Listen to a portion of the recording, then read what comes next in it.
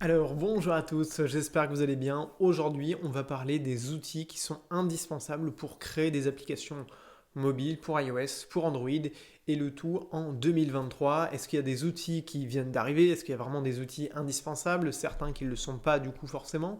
Et est-ce qu'il y a des nouveautés un petit peu pour la nouvelle année? Alors tout ça en fait je vous en parle, enfin je reviens sur ce point-là parce que c'est des vidéos du coup qui vont s'adresser plus aux débutants, à ceux qui peut-être qui commencent dans le développement mobile avec Flutter. Donc ce genre de sujet-là vont vous intéresser si vous êtes vraiment débutant.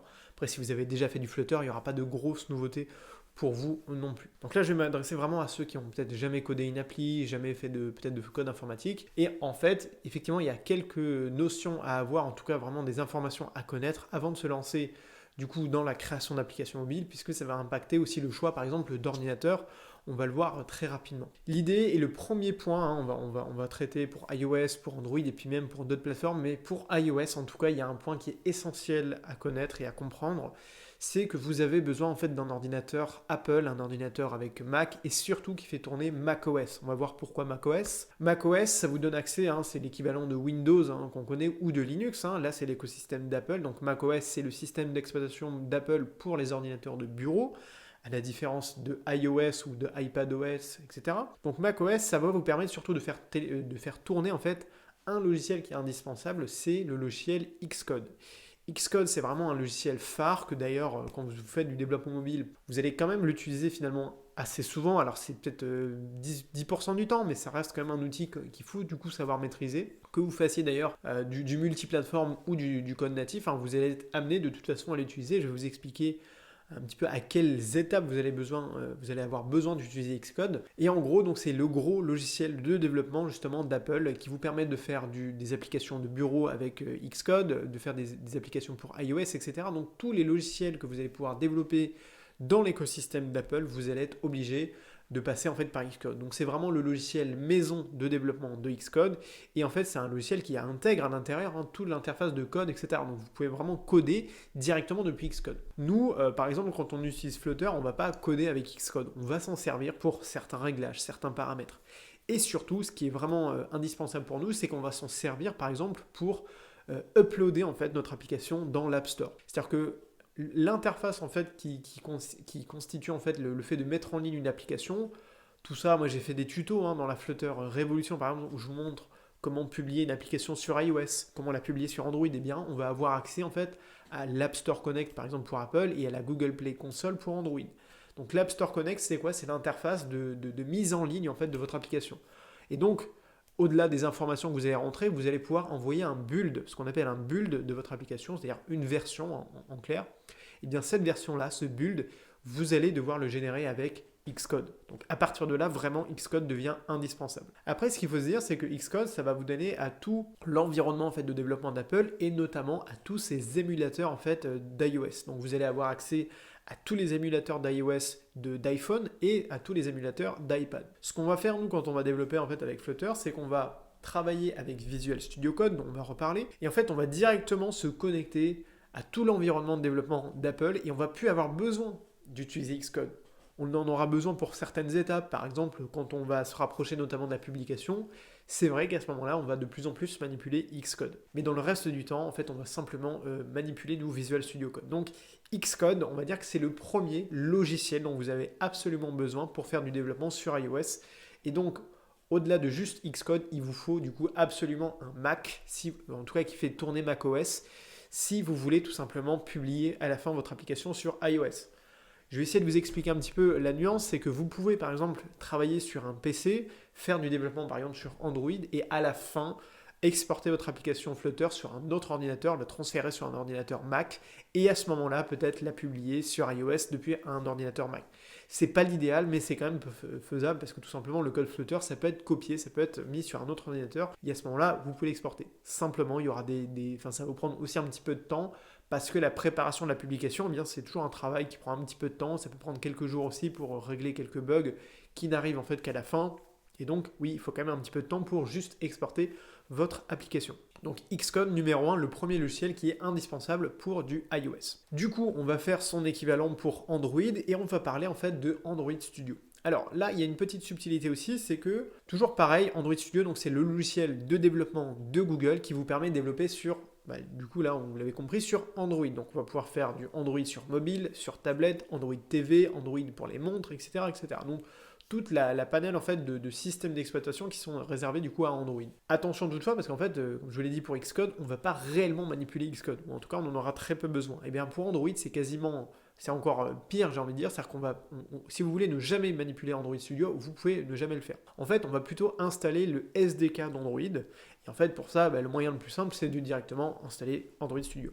Vous installez en fait Android Studio, toutes ces étapes-là, encore une fois, elles sont dans le programme gratuit de Flutter Evolution que j'ai récemment mis à jour, justement pour vous apporter toutes les dernières nouveautés, etc. Mais en gros, vous allez le voir dans les vidéos, il y aura une vidéo dédiée pour Mac et une autre pour PC tout simplement, et dans la vidéo pour Mac, on fait du iOS et du Android, et dans la vidéo pour PC Windows, on fait que la version Android, parce que c'est la seule qui d'ailleurs est disponible sur PC Windows.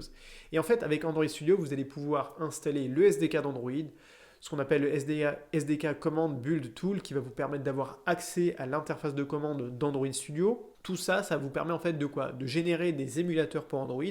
Par exemple, bon là il y a le Pixel 7, je crois, qui vient de sortir, mais vous avez accès à d'autres émulateurs Android, c'est super pratique, que ce soit des tablettes ou des smartphones également. Et en fait, vous allez pouvoir lancer votre application directement sur un émulateur Android. On parle d'application ici Flutter. Et du coup, ce qui est bien, c'est que vous n'avez même plus besoin en fait d'utiliser Android Studio. Vous pouvez tout faire absolument en utilisant simplement le logiciel de code qu'on utilise, à savoir Visual Studio Code. Donc on a dit, au début, on a besoin de Xcode et donc d'un Mac. Ensuite, on a besoin de Android Studio qui est disponible du coup sur PC et Mac, donc ça c'est quand même bien, c'est qu'on peut faire du développement pour Android sur PC et Mac. Et le troisième logiciel qui est pour moi indispensable, alors qu'il n'est pas à 100% indispensable, en tout cas quand on fait du développement avec Flutter, c'est Visual Studio Code.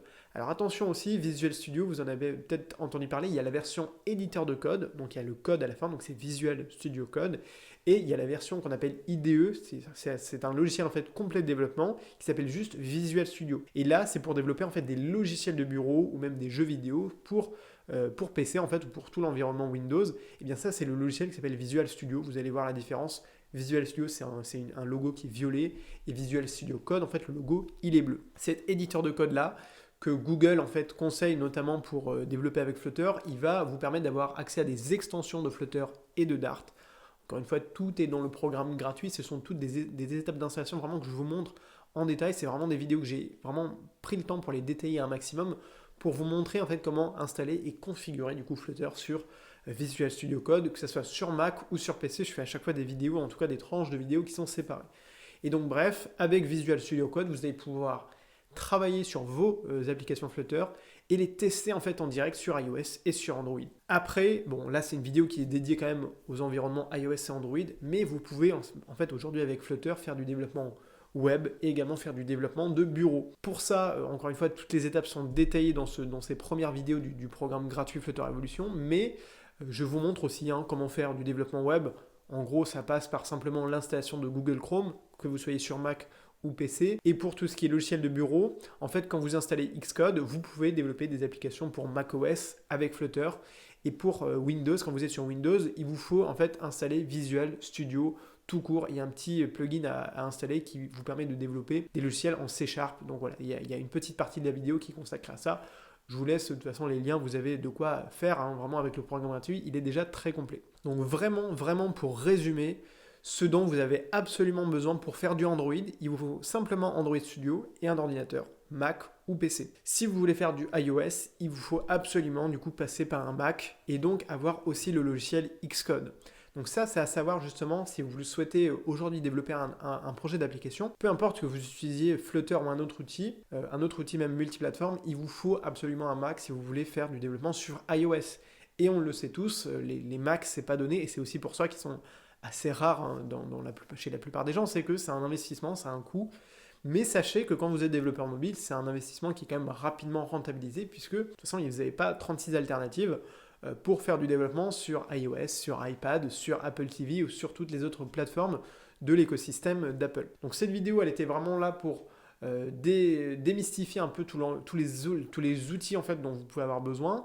Donc vous retenez bien, c'est Xcode, Android Studio et Visual Studio Code quand vous faites du développement avec Flutter. Et si vous faites du développement natif, Xcode c'est largement suffisant, Android Studio c'est largement suffisant. Et si vous faites du multiplateforme, je vous conseille ces trois logiciels que j'utilise moi personnellement depuis des années. Et puis c'est des outils évidemment qui vont continuer à durer, hein. Je veux dire, il n'y a pas de...